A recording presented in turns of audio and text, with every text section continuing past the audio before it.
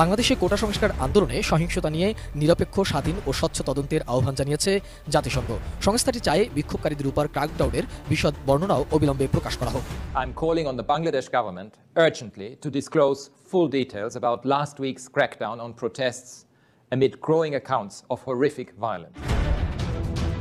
সম্প্রতি বাংলাদেশে কোটা সংস্কার আন্দোলনে সহিংসতার ব্যাপারে নড়েচড়ে বসেছে জাতিসংঘ মানবাধিকার হাই কমিশন। কয়েকদিন ধরে চলা সংঘর্ষে নিহত, আহত ও আটকদের বিস্তারিত তথ্য জরুরিভাবে প্রকাশ করতে সরকারের প্রতি আহ্বান জানিয়েছেন জাতিসংঘের মানবাধিকার বিষয়ক হাই কমিশনার ভলকার তুর্ক।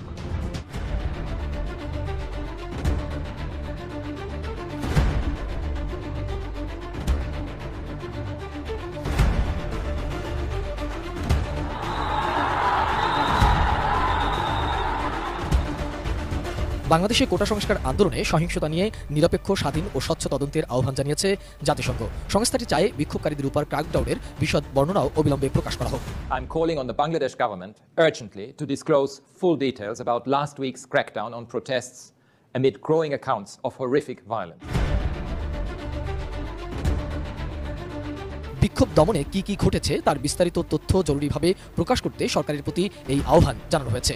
জাতিসংঘের মানবাধিকার বিষয়ক কমিশনার ভলকার তুর্ক এই আহ্বান জানান। একই সঙ্গে আইনশৃঙ্খলা রক্ষাকারী বাহিনীর সব অভিযান যেন আন্তর্জাতিক মানবাধিকার বিষয়ক রীতিনীতি ও মানদণ্ড মেনে হয় তা নিশ্চিত করার আহ্বান জানানো হয়। বৃহস্পতিবার এক সংবাদ বিজ্ঞপ্তিতে ভলকার তুর্ক বলেছেন, সবশেষ প্রাপ্ত খবরে দেখা যাচ্ছে যে আন্দোলনের জেরে ১৭০ জনেরও বেশি নিহত এবং ১,০০০-এর বেশি মানুষ আহত হয়েছেন। আহত ব্যক্তিদের কাউকে কাউকে চিকিৎসা নিতেও দেওয়া হয়নি। এখনও অনেক নিখোঁজ রয়েছে। অন্তত ২ জন সাংবাদিক নিহত এবং বেশ কয়েকজন আহত হয়েছেন। বিরোধী দলের সদস্য সহ কয়েকশো মানুষকে গ্রেপ্তার করা হয়েছে বলেও খবর পাওয়া গেছে। জাতিসংঘের মানবাধিকার বিষয়ে কমিশনার বলেছেন, আমরা জানতে পেরেছি যে অনেক মানুষ সরকার সংশ্লিষ্ট বিভিন্ন গ্রুপের সহিংস হামলার শিকার হয়েছেন। তাদের রক্ষায় কোনো পদক্ষেপ নেওয়া হয়নি। জনগণের আস্থা ফিরিয়ে আনা এবং এই সহিংসতার পেছনের কারণ নিয়ে সংলাপের পরিবেশ তৈরি করার জন্য আমি সরকারের প্রতি আহ্বান জানাচ্ছি। আইনশৃঙ্খলা রক্ষাকারী বাহিনী সব অভিযান, বিশেষ করে সমাবেশ নিয়ন্ত্রণ যেন মানবাধিকার বিষয়ক আন্তর্জাতিক রীতি ও মানদণ্ড মেনে পরিচালিত হয় তারও আহ্বান জানানো হয়। It requires the resources and policies necessary. Design, elegance, beauty. সেরা পণ্য সবার জন্য Jevico. সরকারের প্রতি আন্তর্জাতিক আইন মেনে সাংবাদিক ও গণমাধ্যম সহ সবার প্রতি পরিপূর্ণভাবে ইন্টারনেট ব্যবহারের সুযোগ এবং স্বাধীনভাবে যোগাযোগ করতে দেওয়ার আহ্বান জানিয়েছে ভলকার তুর্ক। তিনি বলেছেন, দীর্ঘ সময়ের জন্য ইন্টারনেট বন্ধ রাখার মতো পদক্ষেপগুলোতে আন্তর্জাতিক আইনের লঙ্ঘন, জনগণের মতপ্রকাশের স্বাধীনতা ও শান্তিপূর্ণ সমাবেশের প্রতি সম্মান জানানোর রাষ্ট্রের বাধ্যবাধকতা প্রতিপালন ব্যাহত হয়। পাশাপাশি এতে নাগরিকদের সমবেত হওয়া ও চলাচল, স্বাস্থ্য, শিক্ষা এবং অর্থনৈতিক কর্মকাণ্ডের স্বাধীনতা সহ নানা স্বাধীনতা লঙ্ঘিত হয়েছে। হাইকমিশনার তার অফিসের সহায়তার প্রস্তাব দিয়ে মানবাধিকার লঙ্ঘনের সব অভিযোগের একটি নিরপেক্ষ, স্বাধীন ও স্বচ্ছ তদন্তের আহ্বান জানান। এর আগে বুধবার জাতিসংঘ মহাসচিবের মুখপাত্র স্টিফেন ডুজারিক বাংলাদেশে সাম্প্রতিক সহিংসতার সব ঘটনার স্বচ্ছ ও বিশ্বাসযোগ্যভাবে তদন্তেরও আহ্বান জানিয়েছেন। All acts of violence should be investigated in a transparent and credible manner. People need to be held to account. সম্প্রতি বাংলাদেশে কোটা সংস্কার আন্দোলনে সহিংসতার ব্যাপারে নড়েচড়ে বসেছে জাতিসংঘ মানবাধিকার হাই কমিশন। কয়েকদিন ধরে চলা সংঘর্ষে নিহত, আহত ও আটকদের বিস্তারিত তথ্য জরুরিভাবে প্রকাশ করতে সরকারের প্রতি আহ্বান জানিয়েছেন জাতিসংঘের মানবাধিকার বিষয়ক হাই কমিশনার ভলকার তুর্ক। এসব ঘটনার নিরপেক্ষ, স্বাধীন ও স্বচ্ছ তদন্তের আহ্বানও জানিয়েছেন তিনি। গতকাল বৃহস্পতিবার এক বিবৃতিতে বাংলাদেশ সরকারের প্রতি এই আহ্বান জানান ভলকার তুর্ক। বিবৃতিতে তিনি বলেন, আমরা টের পেয়েছি অনেক মানুষ সরকার সংশ্লিষ্ট একটি গোষ্ঠীর সহিংস আক্রমণের শিকার হয়েছে। তাদেরকে রক্ষা করার জন্য কোনো চেষ্টাই করা হয়নি। গত এক সপ্তাহ ধরে চলা সহিংসতায় সাংবাদিক, পুলিশ ও শিশুসহ অন্তত ১৯৩ জন নিহত হয়েছে বলে জানিয়েছে বার্তা সংস্থা AFP। দেশ জুড়ে চলা এই আন্দোলন সামাল দিতে বাংলাদেশ সরকার সারা দেশে ইন্টারনেট সেবা বন্ধ করে দেয়, সেই সাথে কারফিউ জারি ও সেনা মোতায়েন করে। এ ব্যাপারে ভলকার তুর্ক বলেন, দীর্ঘ সময় ধরে ইচ্ছা করে ইন্টারনেট বন্ধ করার মতো স্থূলবুদ্ধির কাজ আন্তর্জাতিক আইনের লঙ্ঘন, যা মত প্রকাশের স্বাধীনতা ও শান্তিপূর্ণ সমাবেশের অধিকারের মতো রাষ্ট্রীয় অঙ্গীকারকে ক্ষতিগ্রস্ত করে। বিবৃতিতে সহিংসতায় আহত হাজারের বেশি মানুষের চিকিৎসা না পাওয়া এবং অনেকের নিখোঁজ থাকার কথা উল্লেখ করে জাতিসংঘ মানবাধিকার হাই কমিশনার শোক প্রকাশ করেন।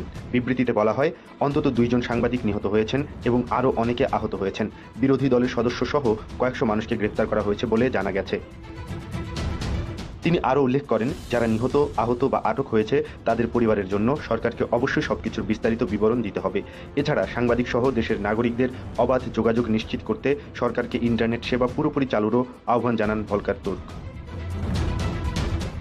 এদিকে জাতিসংঘ মহাসচিবের মুখপাত্র স্টিফেন ডুজারিক বাংলাদেশে সাম্প্রতিক সহিংসতার ঘটনায় স্বচ্ছ ও বিশ্বাসযোগ্যভাবে তদন্ত করা উচিত বলে মনে করছেন। বুধবার জাতিসংঘ মহাসচিবের মুখপাত্রের কার্যালয়ের নিয়মিত প্রেস ব্রিফিংয়ে সাংবাদিকদের প্রশ্নের জবাবে তিনি বলেন, বাংলাদেশে যা ঘটছে এবং আমরা যা দেখেছি তা হচ্ছে গণগ্রেফতার ও হত্যাকাণ্ড। এসব ব্যাপারে আমরা অত্যন্ত স্পষ্টভাবে আমাদের উদ্বেগ প্রকাশ করছি। জাতিসংঘ মহাসচিবের মুখপাত্র বলেন, শান্তিপূর্ণ বিক্ষোভের অধিকারের নিশ্চয়তা দেওয়াটাও গুরুত্বপূর্ণ। এটি এমন একটি অধিকার যা আন্তর্জাতিক মানবাধিকার চুক্তিতে উল্লেখ রয়েছে। কোটা সংস্কার আন্দোলনে সহিংসতায় আন্তর্জাতিক চাপে সরকার, এটা পরিষ্কার যে চাপ নানামুখী আসছে এবং আসবে, এটাই স্বাভাবিক। এবং আন্তর্জাতিক সম্প্রদায় চট করে কোনো অবস্থান নেয় না, তারা পরীক্ষা নিরীক্ষা করে, সংশ্লিষ্ট সবার মতামত নেয়, তারপরে তারা যখন উপলব্ধি করে, নিশ্চিত হয়, তখন তারা তাদের অবস্থান নেয়। নানা রকম চাপ, অর্থনৈতিক চাপ, রাজনৈতিক চাপ, যেই বিষয়গুলো ইতিমধ্যে বাংলাদেশ মোকাবেলা করেছে বা সেই চাপে আক্রান্ত হয়েছে। এখনকার যে ঘটনাটা, যেই ভয়াবহতা, এটি অতীতের যে কোনো ঘটনাকে ছাড়িয়ে গেছে। ফলে এবারের চাপটা কোন দিক থেকে আসবে, কিভাবে আসবে, কেউ এখনো পরিষ্কার না, কিন্তু সরকার অনুভব করছে যে একটা চাপ আসবে। বিশেষ করে ইউএন মিশনের একদম ছাপ দেওয়া যেই লেখা, তার ট্যাঙ্ক, রাস্তায় হেলিকপ্টার, এই ঘটনাগুলো গভীর পর্যালোচনায় আছে আন্তর্জাতিক সংস্থার। এবং যখনই নাকি প্রশ্ন করা হয়েছে, তখন তারা বলছে যে তারা এই বিষয়টি তদন্ত করছে, তারা দেখছে। এবং বিশ্বের গণমাধ্যমগুলো সোচ্চার এই ঘটনাগুলো, অনেকগুলো প্রতিবেদন এইটি সামনে এনেছে যে ইউএনের ব্যবহৃত যেই ট্যাঙ্কগুলো, অস্ত্র, হেলিকপ্টার, সেগুলো এই চলমান যে ছাত্র আন্দোলন দমনের ক্ষেত্রে ব্যবহার করা হয়েছে। আজকের পত্রিকা যে রিপোর্টটি করেছে বলছে যে কোটা সংস্কার আন্দোলন ঘিরে দেশে যে সহিংস পরিস্থিতি তৈরি হয়েছিল তা দৃশ্যত সামাল দিয়েছে সরকার। তবে এই আন্দোলন সামাল দিতে গিয়ে সরকার যেসব কঠোর পদক্ষেপ নিয়েছে তার সমালোচনা করছে আন্তর্জাতিক মহল। বিষয়টি নিয়ে সরকারের উপর নানামুখী চাপ আসতে শুরু করেছে। বিশ্লেষকরা বলছেন, সহিংসতায় সপ্তাহের কম সময়ে 2 শতাধিক মানুষের মৃত্যু এবং কয়েক হাজার মানুষ আহত বর্তমানে দেশব্যাপী যে গ্রেপ্তার অভিযান চলছে তার উপর নজর রাখছে যুক্তরাজ্য, জার্মানি, কানাডা সহ কয়েকটি দেশ। এছাড়া জাতিসংঘ, ইউরোপীয় ইউনিয়ন সহ বিভিন্ন বৈশ্বিক সংস্থা এবং আন্তর্জাতিক বিভিন্ন সংগঠনের নজরদারিতে আছে পুরো বিষয়টি। এই নিয়ে আন্তর্জাতিক পরিসরে সরকারের উপর চাপ বাড়ছে বলে মনে করেন তারা। হুমায়ুন কবির, সাবেক রাষ্ট্রদূত, তিনি বলছেন, আন্দোলনের সময়কার পরিস্থিতি সামাল দিতে গিয়ে মানবাধিকার লঙ্ঘনের যে ঘটনাগুলো ঘটেছে সেগুলোকে কেন্দ্র করে আন্তর্জাতিক পরিসরে চাপ বাড়ছে। এর কারণ সরকার যেভাবে বিষয়গুলো ব্যাখ্যা করছে আন্তর্জাতিক সম্প্রদায় তা মেনে নিচ্ছে না। তিনি বলেন, মার্কিন সিনেটে সংখ্যাগরিষ্ঠ দলের নেতা চাক শুমার দেশটিতে বেশ প্রভাবশালী রাজনীতি। তিনি বর্তমান পরিস্থিতি নিয়ে যা বলছেন তার যথেষ্ট তাৎপর্য আছে। উল্লেখ্য, চাক শুমার গত মঙ্গলবার এক পোস্টে বলেছেন, সাবেক টুইটারে, যে তিনি বাংলাদেশের পরিস্থিতি গভীর উদ্বেগের সঙ্গে নিবিড়ভাবে পর্যবেক্ষণ করছেন। শিক্ষার্থীদের প্রতিবাদ কর্মসূচির বিরুদ্ধে সহিংস নিপীড়নকে ভুল পদক্ষেপ হিসাবে বর্ণনা করে তিনি বলেন, এতে অস্থিরতা বাড়বে। তো যাই হোক, এখন কোন দিক দিয়ে আসবে, ইউরোপের পার্লামেন্টে, যুক্তরাজ্যের পার্লামেন্টে রূপা হক এবং আফসানা বেগমও প্রস্তাব এনেছে। সব মিলিয়ে পরিস্থিতি কোন দিকে যায় এবং চাপটা কোন দিক থেকে আসে সেটি সরকারকেও ভাবিয়ে তুলছে এবং তারা এখন নানা ব্যাখ্যা দেওয়ার চেষ্টা করছে। যেমন বলছে যে ইউএনের যে লোগো লাগানো ছিল ট্যাঙ্কে, সেটি ভুল ক্রমে লাগানো হয়েছে, এটি ভাড়া দেওয়া হয়েছিল, কিন্তু পরবর্তীতে এটি ঠিক করা হয়েছে।